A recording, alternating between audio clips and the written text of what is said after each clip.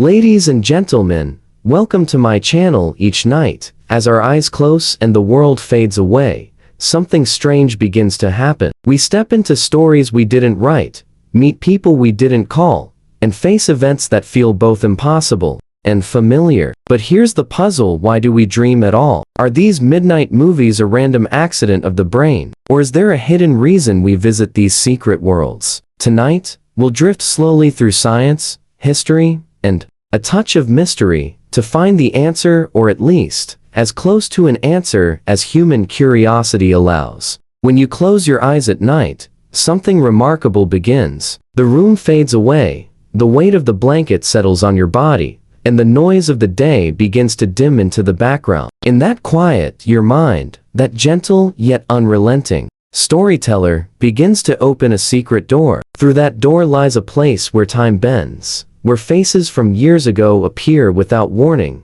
and where your thoughts shape entire worlds without you even trying. This is the world of dreams, a delicate, shifting space that has long been thought of as a window to the mind. Calling dreams a window is not a new idea. Poets, philosophers, and scientists have all suggested that when we dream, we are peeking into something hidden, something that is there all the time, but not always visible in the rush of daily life. During the day, the mind is busy responding to the outside world. It is focused on schedules, responsibilities, and the constant stream of sights and sounds that pour in from the senses. But at night, when the senses grow quiet, it's as though the curtains are drawn back from an inner view. That inner view is often strange, sometimes beautiful, occasionally unsettling, but always unique to the dreamer. To understand dreams as a window to the mind, we have to first think about what the mind is doing while you sleep. Sleep is not simply a pause. It's not like turning off a machine. Your brain, even in deep rest, is alive with activity. Different regions light up with electrical patterns. Waves of energy move through neural pathways, and memories from the day shift and settle like sand in water. In this restless, invisible activity, certain thoughts begin to rise and combine. They mix with old memories, hidden fears, deep desires, and sometimes fragments of sound, color, and emotion. The result is a dream, a reflection of your mind's inner state, crafted in symbols and sensations rather than plain words. In many ways, dreams are like mirrors that reflect parts of ourselves we may not notice while awake. Perhaps you dream of a place you have never been. Why that place? Perhaps your mind is building it from pieces of other places you have known, rearranging them into something new. Or maybe it is a symbol, a stand-in for an idea, or a feeling you have not yet put into conscious thought. This is why many people say that dreams can reveal the subconscious, the part of the mind that works quietly in the background, shaping our feelings, decisions, and even our sense of self without us realizing it. Throughout history, people have looked into this window and tried to read the meaning behind what they saw. Ancient Egyptians believed dreams were messages from the gods, delivered to guide or warn the dreamer. In ancient Greece, philosophers like Aristotle considered dreams to be reflections of our physical and emotional state, a sort of nightly report on the health of the body and the spirit. In more recent centuries, psychologists like Sigmund Freud and Carl Jung proposed that dreams are rich with symbolic meaning, each image standing in for an unspoken thought or a hidden part of our personality. But even without these theories, most of us can feel the truth in the idea that dreams are personal messages. You may have noticed that your dreams often seem to speak in a language made just for you. They borrow from your memories, your fears, your hopes, and your private world of images. No one else could dream your dream exactly as you do. Even if two people describe the same dream setting, say, walking through a forest, the way it feels, the details it contains, and the emotional weight it carries would be shaped entirely by their own minds. For one person, the forest might feel peaceful and full of wonder. For another, it might feel dark, endless, and filled with tension. The difference comes from the mind that is looking through that inner window. If you think of your waking life as looking out through the windows of your eyes, then dreaming is a little like turning to look inward through a glass that shows you yourself. But the reflection is not always clear. Dreams can be blurred, fragmented, or layered with symbols that take time to understand. Sometimes they are as vivid and complete as a painting. Other times, they vanish the moment you try to grasp them, like mist slipping through your fingers. One of the most fascinating things about dreams as a window to the mind is that they don't just reflect who you are now, they sometimes reveal parts of who you were, and even hints of who you might become. Old memories, long forgotten, can rise to the surface. People from your past can appear as if no time has passed at all. You might dream of conversations that never happened, but feel somehow important. And in rare moments, a dream can offer a sudden understanding, a quiet insight that seems to arrive from nowhere. This is why so many artists, inventors, and thinkers have said that their ideas came to them in dreams. The mind, when freed from the rules of waking thought, can travel paths it normally wouldn't consider. Yet dreams are not only about ideas and inspiration. They are also about emotion. Sometimes, the mind uses dreams to revisit feelings it hasn't fully processed. If something has been troubling you, it might show up in your dreams in a disguised form: a difficult journey, a strange obstacle, or a repeating scenario that tugs at your attention. Your waking mind might not have the space or the courage to face it directly, but in the quiet of sleep, the emotion finds a way to surface. This is why certain themes or images keep appearing over and over in people's dreams. It's as if the mind is knocking gently, asking you to look closer. Science has tried to measure and understand this inner window, but the truth is, dreams remain one of the most private experiences a human being can have. Brain scans can show us when dreaming is most likely happening, but they can't yet capture the exact images or feelings inside a dream. That part is for the dreamer alone. In a way, that's what makes dreams so precious. They belong entirely to you. They are shaped by your mind, for your mind, in ways that no one else can completely share. And so, every night, as your body rests, the window opens again. Through it, you might glimpse joy or fear, memory or imagination, clarity or confusion. It is the quiet stage on which your inner world performs, unseen by anyone else, yet deeply connected to everything you are. The question of why we dream has drifted through human thought for as long as we have been able to wonder about ourselves. We know that dreams happen. We can measure the brain's activity, track the patterns of sleep, and listen to the countless personal accounts of dreamers across centuries. Yet, knowing that something happens is not the same as knowing why it happens. Here, we enter the quiet fog of mystery, a place where science, philosophy, and human curiosity meet, but do not yet have all the answers. The purpose of dreaming has been debated by many, but no single answer has ever been universally agreed upon. Some suggest that dreams are simply a byproduct of the sleeping brain, a kind of random firing of neurons that, when stitched together by the mind's natural tendency to find patterns, creates the moving, colorful, and sometimes emotional scenes we remember upon waking. In this view, dreams might not have a deliberate purpose at all. They could be the mental equivalent of static on a radio noise that happens as the brain goes about its nightly housekeeping.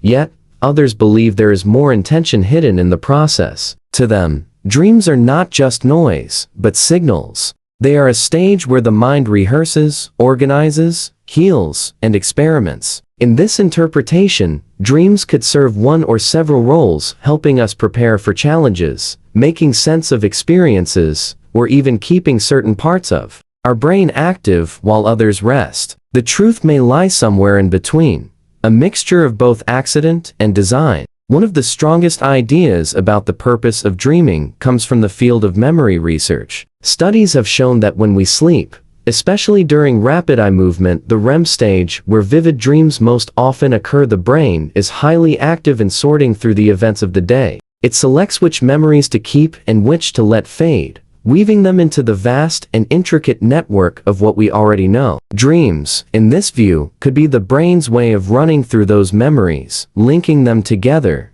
and perhaps even testing how they fit into the larger story of our lives. Another idea suggests that dreams act as an emotional reset. Life can bring joy, fear, stress, and countless smaller feelings that swirl together in ways we can't always control. During the day, we push through these feelings, sometimes without fully noticing them. But at night, when the distractions fall away, our minds might begin to process them in dream form. This could explain why dreams sometimes seem to capture the essence of how we feel rather than the literal events of our day. An argument with a friend might become a storm in your dream. A moment of success might appear as soaring flight. The exact images are different, but the emotion underneath is the same.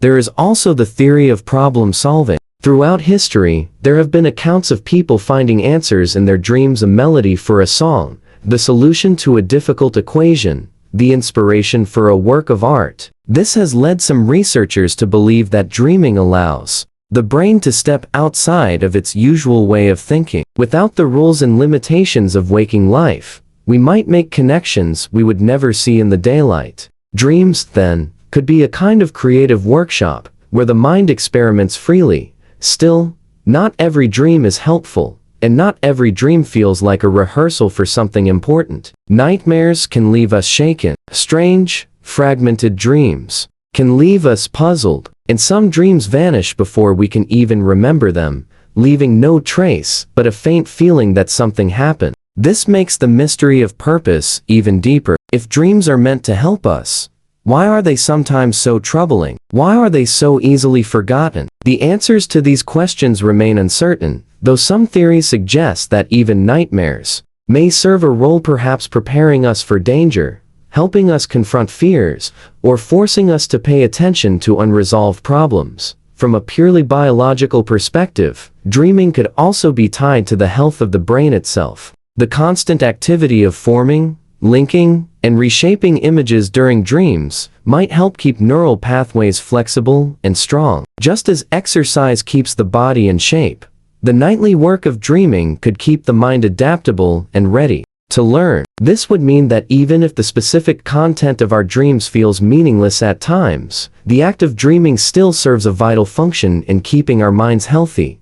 Yet, even with these possibilities, the purpose of dreaming resists a simple, neat definition. It is possible that dreaming serves multiple purposes at once, some that we can identify and some we cannot yet measure. It may be both a reflection of our inner emotional life and a maintenance task for our brain's complex systems. It might be both creative play and serious preparation. This blend of mystery and meaning is part of what makes dreams so endlessly fascinating.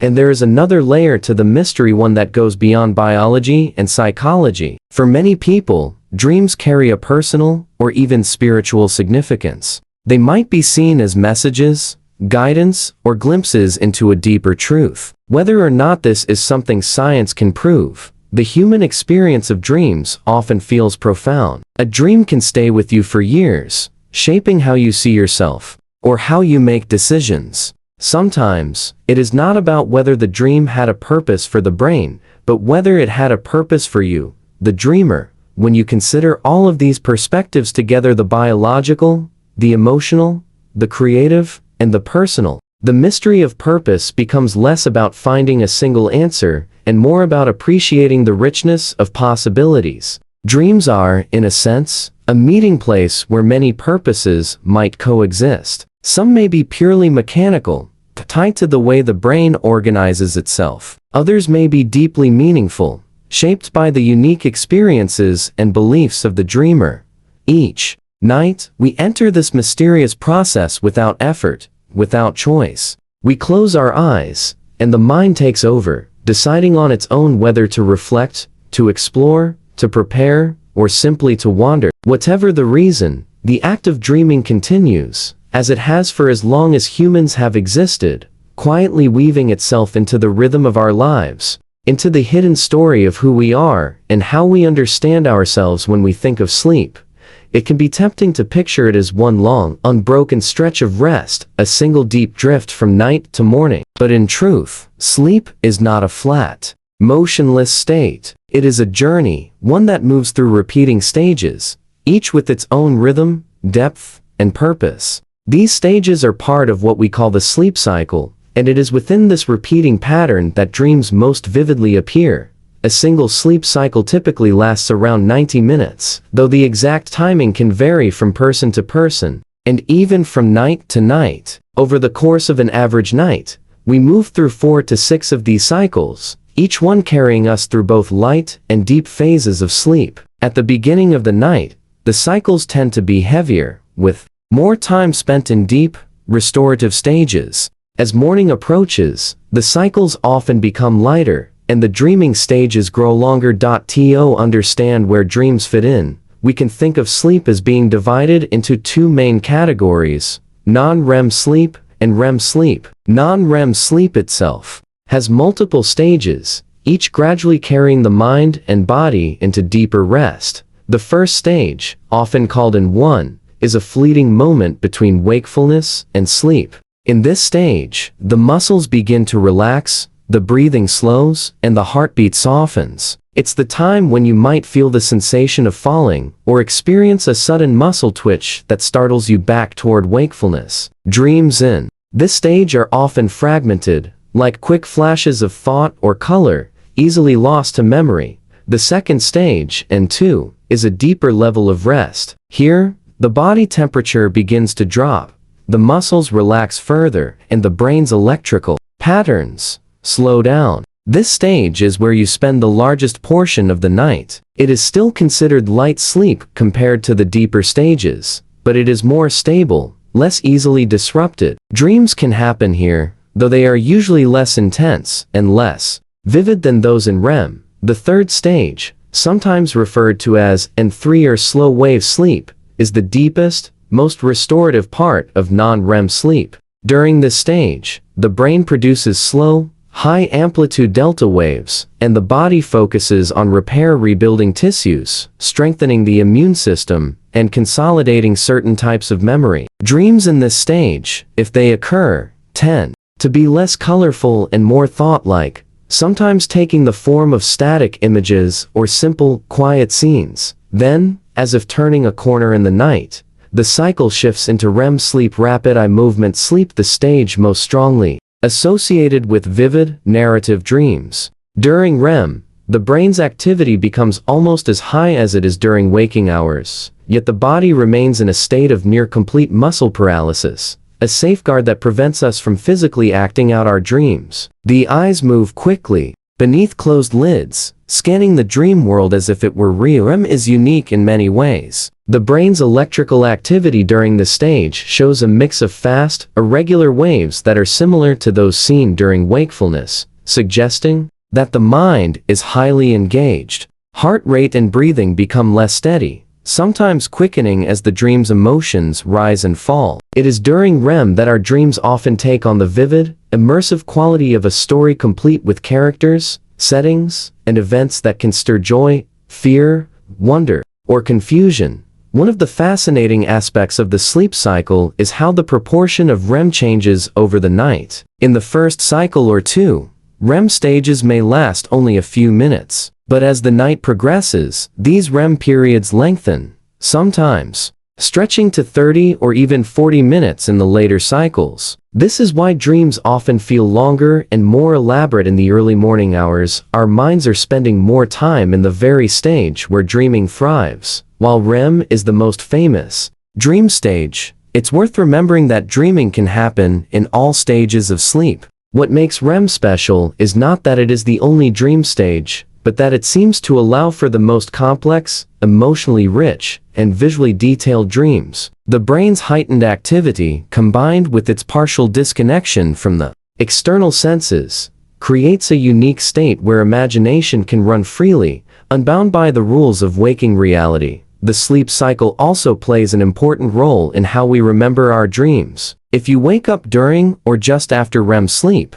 you are far more likely to recall what you were dreaming. If you wake during deep non-REM sleep, the dream may slip away entirely, leaving only a faint emotional trace. This is one reason why some people believe they never dream. In truth, they do, but they may not wake at a moment when recall is possible. Scientists studying the sleep cycle have found that both non-REM and REM stages are essential for overall health. Non-REM supports physical restoration and certain types of memory consolidation, while REM seems to play a role in emotional regulation, creativity, and learning. The cycle between the two is like a balanced rhythm, each part supporting the other, creating a full night's architecture of rest and renewal.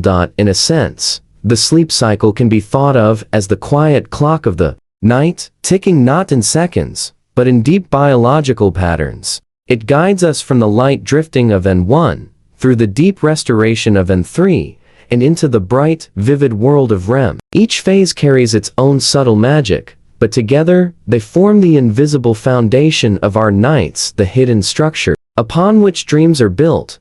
Understanding this cycle also helps explain why interruptions to our sleep, whether from noise, stress, or irregular schedules, can affect not only how rested we feel, but also how we dream. If the cycles are cut short, we may miss out on the longer REM periods that occur later in the night. Over time, this can lead to fewer vivid dreams, or a feeling that our inner dream world has grown quieter. Conversely, when we allow the cycles to complete naturally, our minds have the space to travel through their full nightly journey, touching every stage, including the long, rich stretches of REM where dreams bloom in their fullest form every day. Without fail, we collect feelings. Some arrive gently, a laugh shared with a friend, a moment of pride in finishing something important, the quiet comfort of being understood. Others arrive with more weight, a tense conversation, a moment of embarrassment, a sharp spark of worry that lingers in the background. We carry these emotions with us, often without realizing just how many we've gathered by the time the day ends. And while our waking hours may keep us distracted, moving quickly from one task to another, our minds do not simply forget what we've felt. When night comes and we close our eyes, the mind begins its slower work. This is when emotional processing begins, the gentle, invisible act of sorting through the feelings we have collected. It is not the kind of sorting we do with words or logic. It is softer, more symbolic, sometimes abstract, and very often it takes place in our dreams. Researchers studying sleep have found that our emotional centers, especially the amygdala and limbic system, remain active during dreaming, sometimes even more active than when we are awake. This is one reason why dreams can feel so emotionally intense, even when the events in them are strange or unreal. The dream may not make perfect sense as a story, but it often makes sense as a reflection of how we feel deep inside. Imagine, for example, you had a difficult interaction during the day. You might not think about it consciously once the moment passes, but the feeling it left behind, perhaps tension, perhaps hurt, is still with you. At night, that unresolved emotion might weave itself into a dream. You could find yourself in a different situation entirely, perhaps lost in a crowded place or trying to speak, but finding no words. The exact scene might not match the original event, but the emotional weight is the same. Your mind is, in its own way,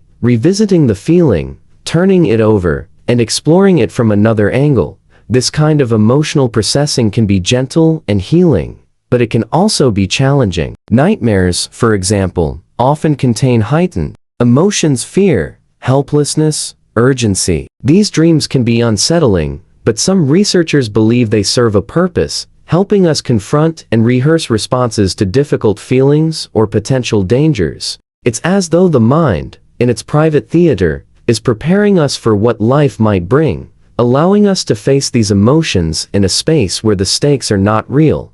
Emotional processing through dreams is not limited to negative feelings. Joy, excitement, and love can also be revisited and deepened in our sleep. A dream might bring back the feeling of a perfect day, magnifying its warmth. It might let you spend time with someone you miss, offering a brief but vivid connection that lingers even after waking. In these cases, dreams can serve as emotional nourishment, keeping certain feelings alive in our memory and reinforcing the bonds that matter most to us. Some scientists have proposed that this process is one reason we wake feeling lighter. After a good night's sleep, the mind has spent the night quietly tending to its emotional garden, trimming back the overwhelming feelings, strengthening the positive ones, and integrating new experiences into the larger story of who we are. Without this nightly tending, emotions can pile up, leaving us more reactive, less balanced, and less able to cope with the day ahead. There is also evidence that dreams can help separate emotions from memories in a way that allows us to keep the facts of an event without being overwhelmed by the feelings tied to it. For example, if something upsetting happens, we might first remember it with a strong wave of emotion. Over time, and with enough sleep, the emotion can soften even though the memory remains. This could be the mind's way of protecting us, allowing us to learn from experiences without being trapped in their emotional intensity forever. Interestingly, the type of sleep stage we are in may influence how emotional processing happens. Non-REM sleep seems to help stabilize emotional memories, while REM sleep, the stage most associated with vivid dreaming, appears to help reduce the intensity of emotional responses. During REM, stress-related chemicals like norepinephrine drop to very low levels, creating a safe, calm environment for the brain to experience challenging emotions without the full physiological stress response. In other words, REM sleep may let us revisit emotional memories in a kind of low-pressure rehearsal space where we can process them without being overwhelmed. Cultural and personal beliefs also shape how we interpret this emotional processing. Some see emotionally charged dreams as direct messages from the subconscious, pointing toward unresolved issues or deep desires. Others view them as a byproduct of the brain's nightly maintenance work, meaningful only in the sense that they reflect the emotional material currently being sorted. Whatever interpretation we choose, the result is the same. Dreams give us a space to encounter our emotions in a way that waking life often does not allow. In our fast, waking world, there is rarely enough time to sit with what we feel. We push through schedules, deadlines, and responsibilities, telling ourselves we will deal with our emotions later. But later rarely comes. Sleep, and especially dreaming, offers a built-in later, a time when the mind insists on addressing what we have set aside. The emotional threads of our day are gathered up, woven into dream imagery, and given the space to move through us. For some, this process is barely noticeable. They wake with only a vague sense of having dreamed, yet feel a subtle shift in their mood, lighter, calmer, or more centered. For others, the process is vivid and unforgettable. They wake with the memory of a dream so powerful that it colors their entire day. In both cases, the work has been done, quietly, invisibly in the background of the night. Even when dreams stir up difficult emotions, they may be part of a healthy process, just as the body needs to break down and remove what it no longer needs. The mind may need to bring difficult feelings to the surface before they can fade. Emotional processing in dreams could be one of the ways the mind clears and balances itself, making room for new experiences and new feelings to come in the waking hours. Problem solving often feels like a deliberate, conscious effort. We sit at desks, hold pens above paper, stare at screens, and think, pressing our minds forward, step by step, toward a solution. Yet there is another kind of problem solving that does not require this conscious pushing. It happens quietly, without the sharp focus of waking concentration, and sometimes without us even realizing it is taking place. This is the problem solving that occurs in our sleep. For centuries, people have noticed that answers sometimes arrive not when we are working hardest, but when we have stepped away, when the mind has had a chance to rest, wander, and reorganize itself. Sleep is the most profound form of this stepping away. It is here, in the stillness of the night, that our thoughts loosen, rearrange, and sometimes click into new patterns. A question that felt tangled in the evening can feel clearer by morning. A decision that seemed impossible can feel simpler. After a night's rest, dreams are often the stage where this quiet problem-solving plays out. In this stage, the mind is not tied to the rules of waking logic. Ideas can combine in unusual ways, connections can form between things that seem unrelated, and the limits of time, space, and reality can dissolve. This freedom allows the mind to explore solutions that might never occur in the structured thinking of the day. History is full of examples of great discoveries and creations that were born in dreams. The chemist August Haeckel famously dreamed of a snake biting its own tail, which inspired his understanding of the ring structure of the benzene molecule. The inventor Elias Howe dreamed of being attacked by warriors carrying spears with holes near their tips, a dream that gave him the key insight needed to design the sewing machine needle. Artists, writers, and musicians have spoken of melodies, scenes, or entire works arriving to them in dreams, as if the solution had been waiting in a corner of the mind, needing only the right conditions to step forward. But problem solving in sleep is not limited to scientific or artistic breakthroughs. It can be deeply personal too. We may go to bed unsure of how to approach a conversation, how to resolve a conflict, or how to make a choice, and wake with a sense of direction we did not have before. This is not always the result of a literal dream about the problem. More often, it seems to come from the way sleep allows the brain to process and integrate information, linking the emotional, logical, and intuitive parts of the mind in ways that waking life does not always permit.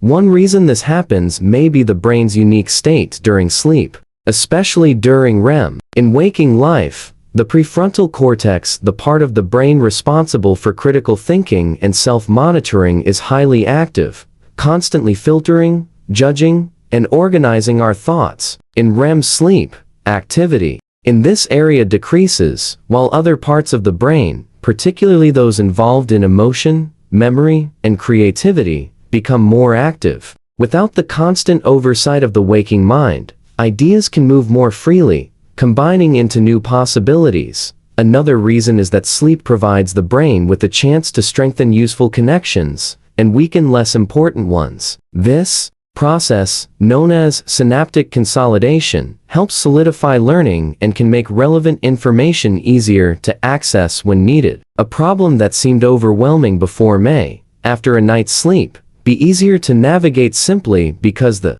brain has had time to sort and store the information surrounding it.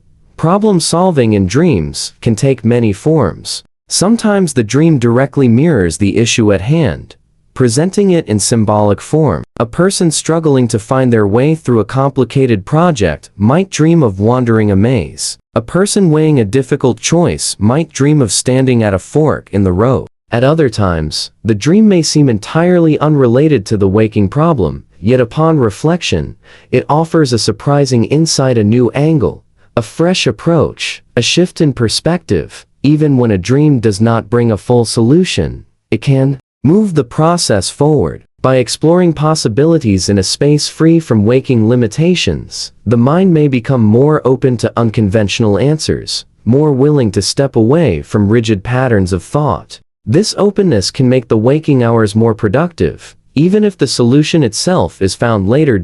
It is important to remember that problem solving in sleep is not something we can fully control. We cannot simply order our minds to produce an answer by morning. What we can do, however, is create the right conditions for the process to happen. This often means giving ourselves time to truly rest, to move through full cycles of non-REM and REM sleep without interruption, and to allow space for the mind to wander before sleep, rather than filling it with noise and distraction.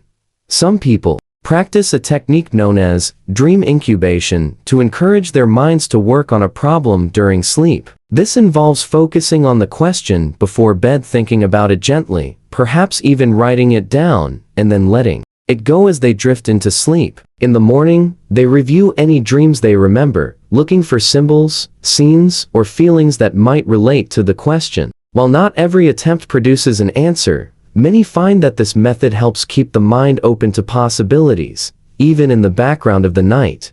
The quiet problem solving of sleep reminds us that the mind is not a machine that shuts down when we rest. It is more like an endless tide, moving in and out, shifting sands beneath the surface, carrying thoughts and memories to places we cannot always see. When we wake with a sudden clarity, it can feel almost magical, as if the solution arrived from somewhere beyond us. In truth, it has been there all along, waiting in the deeper layers of the mind, stirred into the light by the gentle currents of dreaming. When we think of memory, we often imagine it as a simple recording device, a place where moments, facts, and experiences are stored exactly as they happened, ready to be played back at will. But memory is not a fixed archive. It is alive, constantly being shaped, reshaped, strengthened, or faded. Every memory we have is subject to change, influenced by time, emotion, and the connections we make between different experiences. Sleep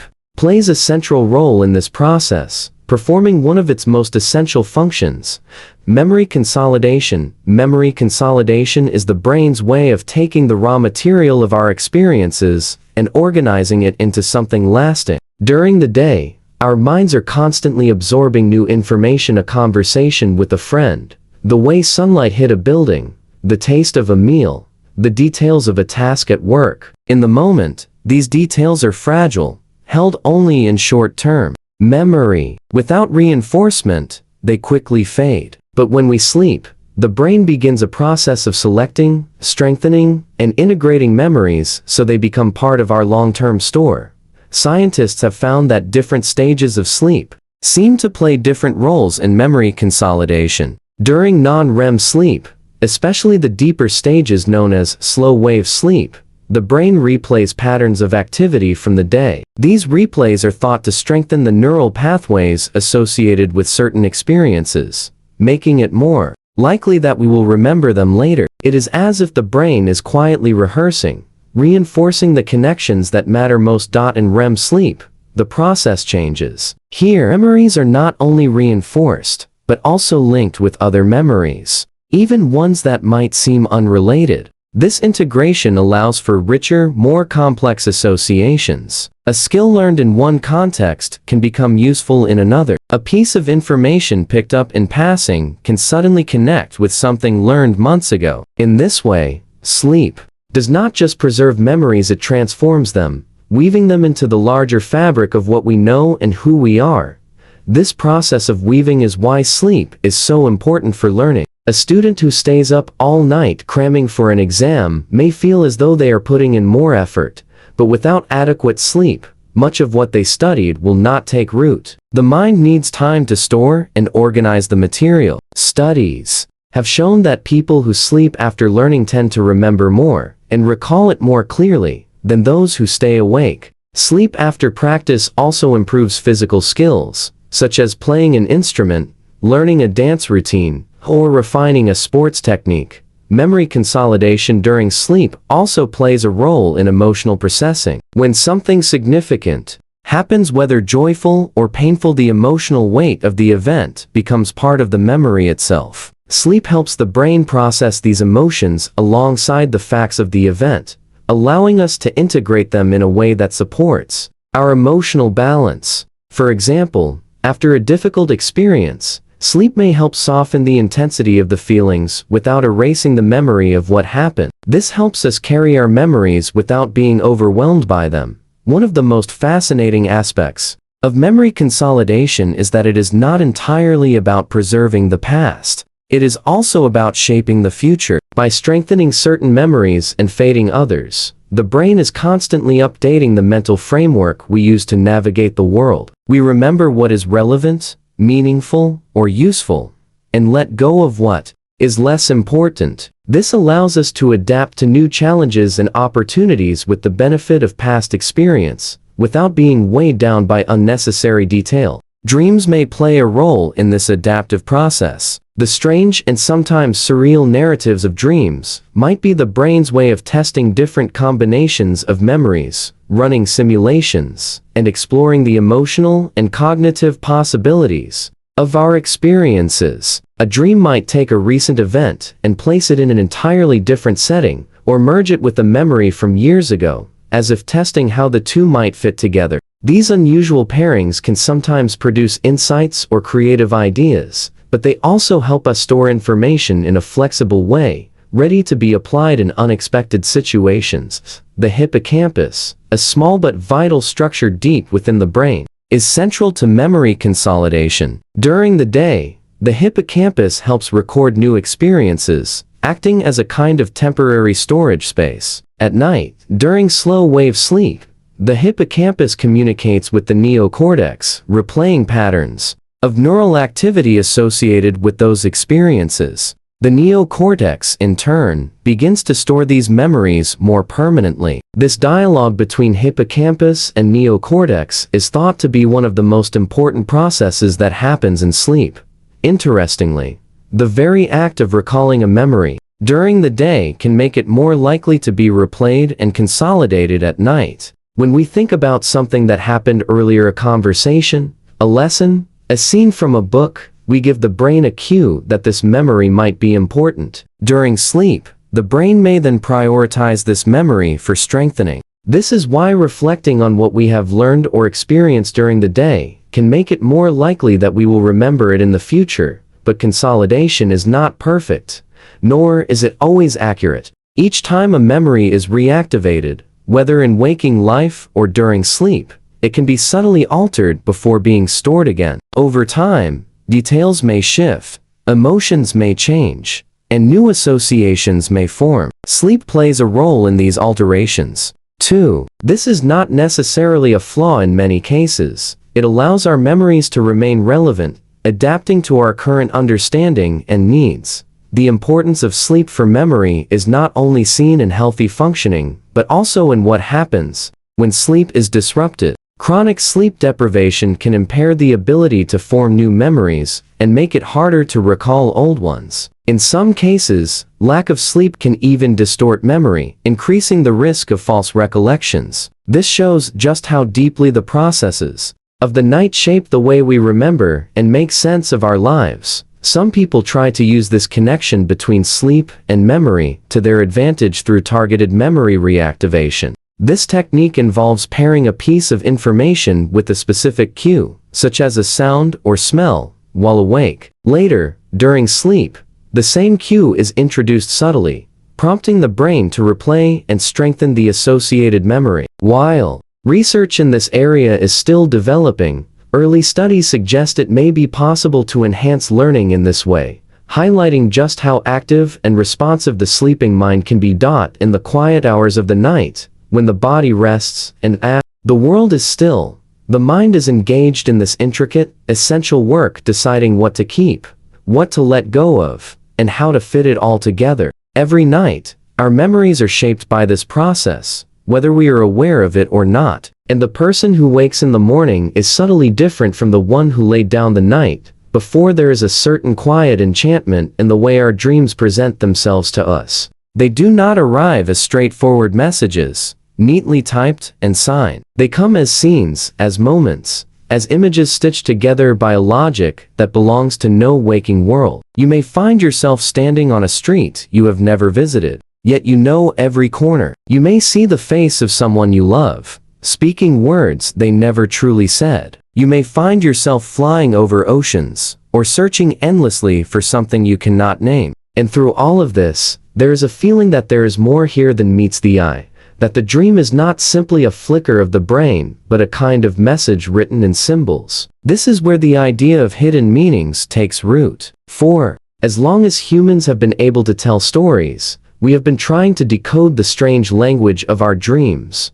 The earliest civilizations looked at dreams, not as an accident of sleep, but as a doorway to something beyond. The ancient Egyptians, for example, believed dreams were a way for the gods to speak to mortals. They kept dream books, filled with symbolic translations. To see a snake might mean an enemy. To see a river might mean a coming journey. The Babylonians and Assyrians had their own interpretations, blending superstition, spirituality, and personal experience into intricate dream dictionaries. Thousands of years later, we still carry some of these ancient ideas within us. When we dream of falling, we might wonder if it means a loss of control in our lives. When we dream of teeth falling out, we may suspect it points to anxiety or fear of change. Whether these connections are truly universal or shaped by our culture is still debated, but the urge to find meaning never seems to fade. The great minds of psychology have also walked through this territory, some with scientific instruments, others with more poetic curiosity. Sigmund Freud, one of the most famous dream theorists, saw dreams as the royal road to the unconscious.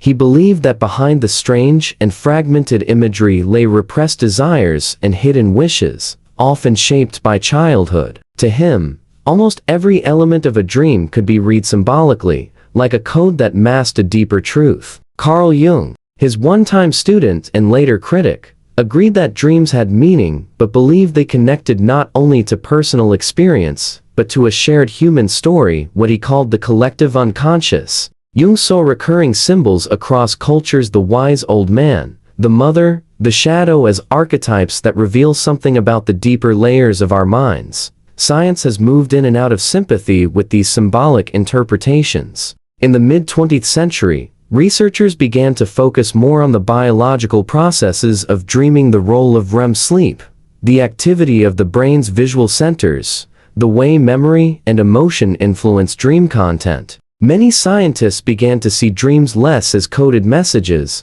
and more as a kind of mental rehearsal or emotional sorting. Yet even in this more clinical light, symbolism still manages to seep in. A dream about running late might not be a literal fear of tardiness, but an expression of deeper stress. A dream about a locked door might be the mind's way of wrestling with an unsolved problem. The brain's way of thinking in metaphors does not stop when we fall asleep. If anything, it may become even more pronounced. One of the most fascinating aspects of dream symbolism is how personal it can be. While many symbols seem to have shared meanings, like water representing emotions, or a journey representing life's path, each dreamer's history shapes the dream's language. If you grew up near the sea, dreaming of the ocean may carry a completely different feeling than it would for someone who has never seen it. If a certain song plays during a dream, it might connect to a memory only you hold. This is why dream interpretation cannot be entirely universal. The dream world borrows its raw materials from the waking life of the dreamer. The symbols are built from the things you have seen, the people you have known, the fears you have felt, and the hopes you have nurtured. Yet there is also something wonderfully collective about dreams. Some symbols appear again and again across cultures, across centuries, across continents. The sensation of flying, the image of falling, the presence of strange animals, the sudden loss of voice, these are shared dream experiences for millions of people. The universality of these dreams suggests that there may be certain themes woven into the human condition itself. Flying might express freedom or ambition. Falling might mirror insecurity or fear of failure. Animals might represent instincts or untamed parts of the self. Whether these meanings are shaped by biology, culture, or a mix of both, they remind us that we are not alone in the strange language of the sleeping mind. Sometimes, symbolism in dreams takes a surreal turn. A small object may be impossibly important, a key that seems to open nothing, a photograph with a missing face. A place may be both familiar and alien, your childhood home, yet with doorways that lead to cities you have never visited. People may merge or transform, a friend's voice speaking from a stranger's body, or a loved one slowly becoming someone else. These moments are more than just oddities. They are part of how dreams communicate. Our waking logic might insist that a door is just a door, but in dreams, a door can be an opportunity, a secret, or a warning. A photograph can be a fragment of memory or a yearning for something lost. These symbolic possibilities give dreams their richness and their power to linger in our minds long after we wake. Modern neuroscience has found that while dreams may not have an inherent, universal dictionary, the brain does use familiar images and associations to represent complex ideas and emotions. This is similar to how we use metaphors in waking speech, saying, "I feel like I'm drowning" when overwhelmed, or "at a crossroads" when facing a decision. In dreams, these metaphors come alive as literal scenes. The drowning is real. The crossroads stretches before you. And because your brain is not constrained by waking rules, the symbols can shift, overlap, and change in ways that are not possible in daylight. This fluidity makes dream symbolism both fascinating and elusive, a puzzle that resists final answers. Many people keep dream journals not only to remember their dreams, but to slowly learn the personal language of their symbolism. Over time, patterns emerge. A recurring house might represent safety or confinement. A repeated chase might point to something you are avoiding in waking life. By recording and reflecting, dreamers begin to see how their inner world speaks when the conscious mind is at rest. While no symbol is fixed forever, this process can be deeply rewarding, offering insight into feelings, fears, and desires that might otherwise remain hidden. Even without formal interpretation, the symbols of dreams can touch us in ways that are hard to explain. We may wake from a dream about a quiet forest and feel peaceful all day, or we may wake from a dream of a dark tunnel and carry unease with us. These emotional traces are part of the symbolic power. They remind us that dreams are not just pictures in the mind but experiences, and that their meaning may be felt even when it cannot be fully understood. In the stillness of night, when the body rests and the world outside lies in silence, the mind does not always take us to places of comfort. Sometimes, it opens a door to darker rooms, where shadows stretch afar, and familiar things feel twisted and wrong. These are the spaces we visit in nightmares, those unsettling dreams that jolt us awake, leaving our heart racing, our breath shallow, and our skin cool with a faint trace of fear. The question has echoed through generations: why would a resting mind, designed to restore us, lead us into such discomfort? If sleep is meant to heal, why do nightmares exist at all? Science approaches this puzzle with both curiosity and caution, for nightmares are a deeply personal phenomenon. Two people may share similar waking experiences, but dream vastly different things at night. What is frightening to one may seem almost ordinary to another. Yet, despite their subjective nature, nightmares often follow certain patterns. They might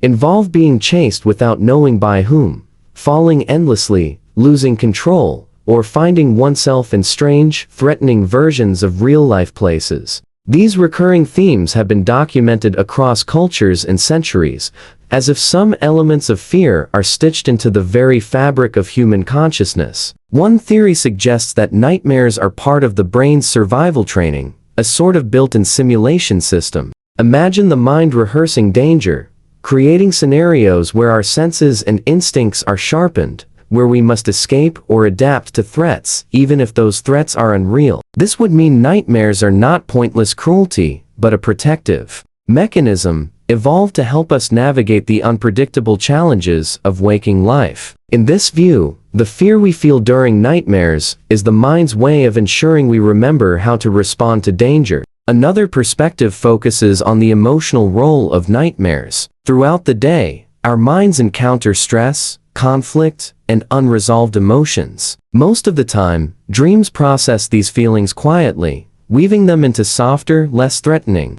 stories. But sometimes the emotional weight is too great, and the dream becomes intense, heavy, and vivid. In such cases, nightmares may be the mind's attempt to confront what we avoid in waking hours, forcing us to face fears we have not yet addressed. They can be mirrors to the anxieties we carry, though the reflection is distorted and exaggerated in ways only the sleeping brain can create. Nightmares can also be linked to specific life events. Loss, trauma, or sudden change can trigger a series of disturbing dreams, often replaying the event itself or creating symbolic versions of it. In these moments, the mind might be trying to work through the impact, reshaping the raw memory into something it can store without overwhelming us. However, the process is not always gentle, and the vividness of a nightmare can make the emotional memory feel just as strong as the original experience. This is why people who have endured trauma sometimes find themselves revisiting it night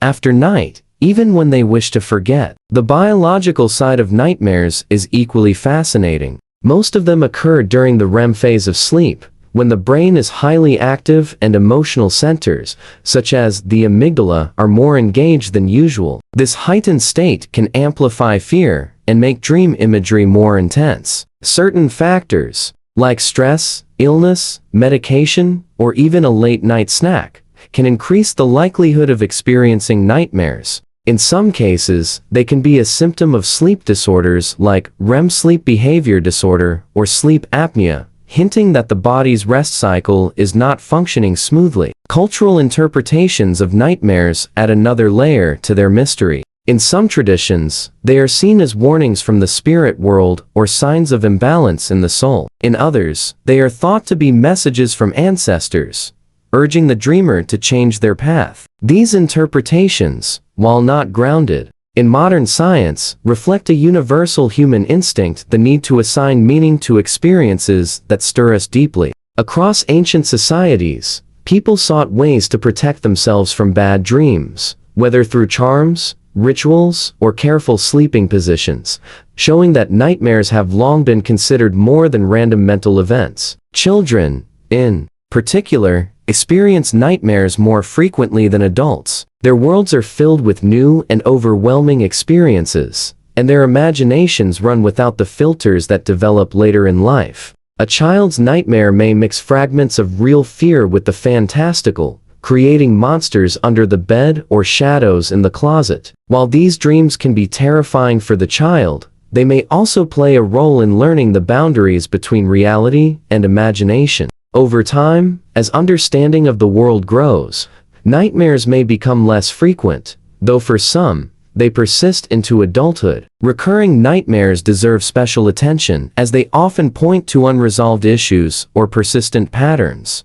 in the mind. Dream researchers note that these repeated dreams rarely change much in content, as if the brain is stuck in a loop, replaying the same scene until something within the dreamer shifts. This could be an emotional breakthrough, a change in life circumstances, or even conscious work on the dream through techniques like lucid dreaming. In rare cases, individuals have learned to alter the outcome of a nightmare while it unfolds, transforming it into something less threatening and breaking the cycle. Nightmares are not always destructive. For some, they are a source of creativity, inspiring art, literature, and even scientific discoveries. The surreal landscapes and heightened emotions of a nightmare can leave such a deep impression that they linger in waking hours, sparking ideas that would never emerge in the light of day. Famous works of fiction, haunting paintings, and complex musical compositions have been born from the unsettling images that surfaced in the night. In this way, nightmares can be both a challenge and a gift, a reminder that even our fears can be reshaped into something meaningful. The study of nightmares continues to evolve, blending neuroscience, psychology, and cultural history into a tapestry that still has many gaps. We know they can affect our mood, our health, and our daily performance. We know they can be influenced by what we eat, how we feel, and the events of our lives. And we know that, despite their unsettling nature, they are an intrinsic part of human experience, shared across time, geography, and circumstance. The idea of shaping one's dreams has fascinated humanity for centuries. While dreams often seem like fleeting, uncontrollable experiences, strange narratives our minds weave without our consent, there exists a phenomenon where the dreamer becomes aware they are dreaming and can consciously influence the unfolding events. This is commonly known as lucid dreaming, and it opens a doorway to a vast inner landscape where the boundaries of reality dissolve and imagination holds complete power. Dream control in this context becomes not just an act of curiosity, but a skill that blends awareness, creativity, and mental discipline. Lucid dreaming has been recorded in ancient cultures, from Buddhist meditation texts to Greek philosophy. Aristotle once wrote about the awareness of dreaming, noting that sometimes, when asleep, one realizes they are in a dream. For some, this realization fades quickly, returning them to the passive role of an observer. For others, it becomes a turning point, the moment where they can steer the dream, shaping its characters, settings, and even the laws of nature within it. In these moments, dream control transforms the subconscious world into a personal playground or a powerful laboratory for the mind. The mechanics of dream control often begin with the act of lucidity.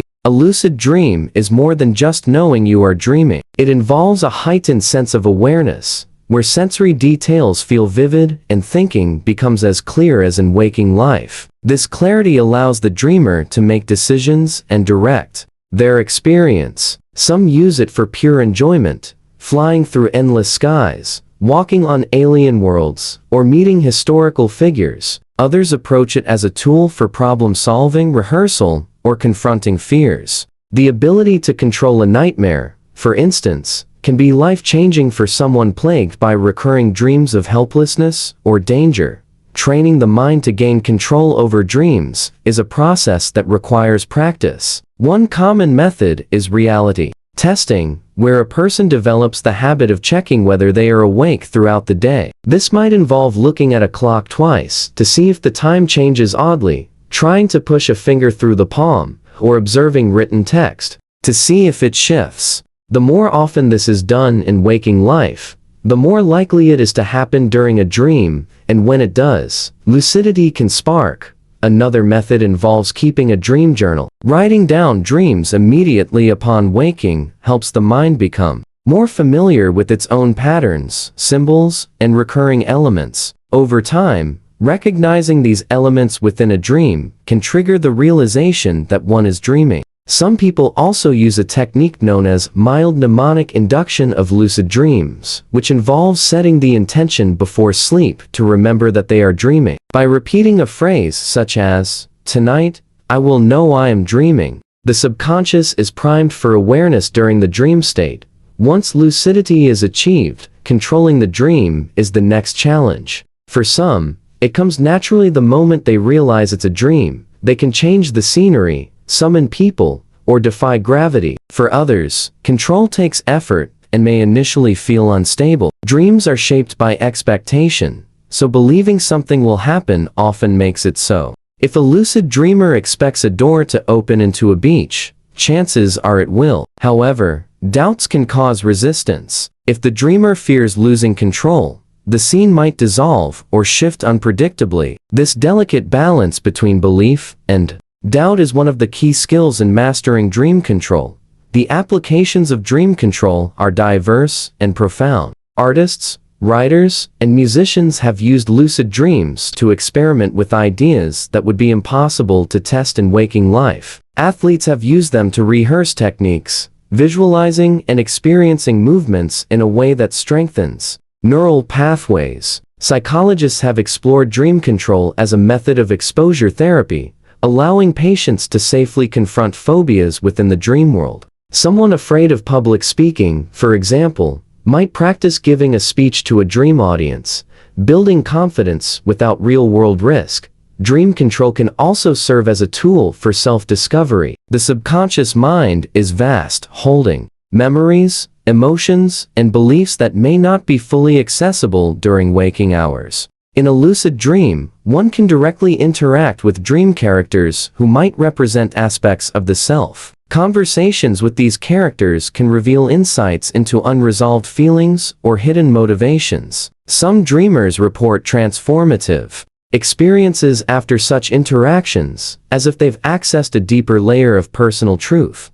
However, dream control is not without its challenges. Maintaining lucidity requires mental focus, and even experienced lucid dreamers sometimes find themselves slipping back into a passive state or waking up prematurely. The emotional intensity of certain dreams can also disrupt control. Joy, fear, or excitement can cause the dream to fade. There is also the question of balance. While dream control can be thrilling, becoming too attached to the dream world may lead some to neglect the challenges and opportunities of waking life.